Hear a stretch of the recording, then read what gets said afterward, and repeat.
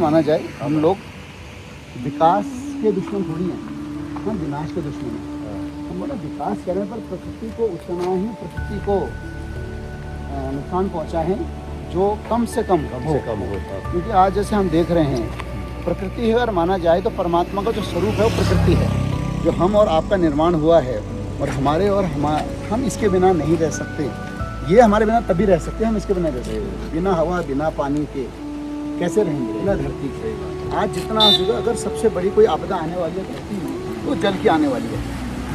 क्योंकि नित्य पीने वाला जो जल है वो घटता जा रहा है, और जो खारा समुद्र का जल है वो बढ़ता जा रहा है। जैसे बहुत सारे लोग भी बोले ना कि समुद्र बार बार बढ़ रहा है, धरती को अपने अंदर समा रहा है, पर जो जल हो पीने लायक थोड़ी है। जो प्रकृति के द्वारा झील जलाशयों में, ये पेड़ पौधों के द्वारा, हिमालय जो ग्लेशियरों के द्वारा जल आता है, अगर ऐसी गर्मी बढ़ती रही, हम प्रकृति को नाश करते रहें, पेड़ पौधे काटते रहें और कंक्रीट के जंगल बनाते रहें, तो एक दिन ये मनुष्य के लिए घातक होगा ना। जो सुख सुविधाएं की हम बात कर रहे हैं, आने वाली पीढ़ी को देख के क्या जाएंगे। तो आज ही आप देखो ना, इतने सालों में जागेश्वर आपने देखा है तो कितना बदलता है स्वरूप देखा। आज आपकी उम्र जो 35-40 साल हुई है, इन 35 सालों में क्या देखा है? काफी कुछ बदल चुका है ना, कि पहले तो बहुत घने जंगल थे यहाँ पर, और अब तो पेड़ वेड़ बहुत कम हो चुके हैं। यहाँ लोग आने के लिए भी, लोगों को ना जागेश्वर मंदिर में लोग थोड़ा डर लगता था कि यहाँ पर, क्योंकि बसावट ही नहीं थी, 2-3 लोग ही रहते थे पूरे एरिया में।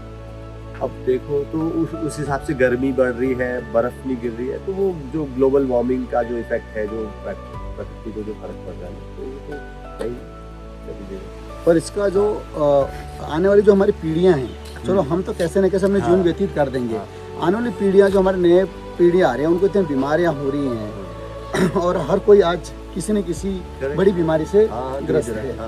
तो उसका कारण कहीं हम ही है ना। अब देखो ना, सामने इतना बड़ा ये स्वरूप, नीचे से तना एक है। अगर हम इस पेड़ की बात करेंगे, ब्रह्मा विष्णु और महेश, देखो ना पंडित जी, अगर आप जूम करके दिखा सकते हैं तो दिखाई, देखो नीचे से उसका मूल स्वरूप एक है। वैसे ही अगर हम ज्ञान में, भक्ति हो, ज्ञान और कर्म हो, तो मूल किसका, उसका एक ही है, एक है। देखिए इसका स्वरूप देखिए, प्रकृति का ऐसा स्वरूप कहाँ देखने को मिलेगा। हाँ, आम जो आध्यात्मिक पुरुष नहीं है, जो वैज्ञानिक युग में अपने आप को मानते हैं, तो उनको भी हम एक ही बोलना चाहते हैं। ठीक है, आप परमात्मा को नहीं मानते, भगवान को नहीं मानते हैं, पर इस सृष्टि को तो मानिए।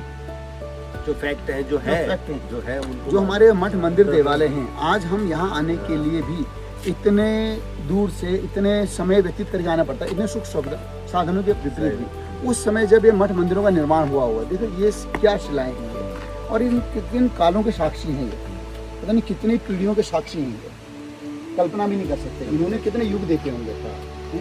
इन्होंने मुगल के वो मुगल काल देखा, अंग्रेजों का काल देखा, उससे पहले फारसियों का देखा।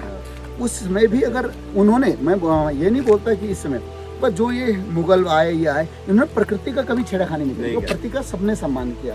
पर हमको क्या हो गया, अभी हम देख रहे हैं, यहाँ पर भी मैंने पिछली बार सुना कि रोड के विस्तार के लिए पेड़ों का चिन्हन कर दिया, उनको काटने, पर लोगों की जो मुहिम हुई उसके द्वारा बच गए। पर आज कब तक बचेंगे? बोलते हैं बकरी की माँ कब तक खैर में आएगी। क्योंकि जो हम अपने सुख सुविधाओं के लिए कहीं न कहीं प्रकृति का नाश कर रहे हैं, तो ये हमारे लिए बहुत खतरनाक है।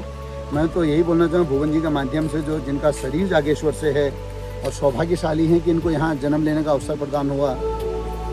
हम भी इसी पहाड़ से पैदा हुए, पर दुर्भाग्य हमारा देखो कि हमको नीचे भगना पड़ता है संन्यास होने के बाद भी। और इनका सौभाग्य है कि यहाँ प्रकृति के बीच में भगवान माँ जटाशंकरी, यहाँ नित्य निर्मल प्रभाव है उसका, इतने महादेवों का इनको सानिध्य मिलता है, और इन्हें संत महापुरुषों का मिलता है।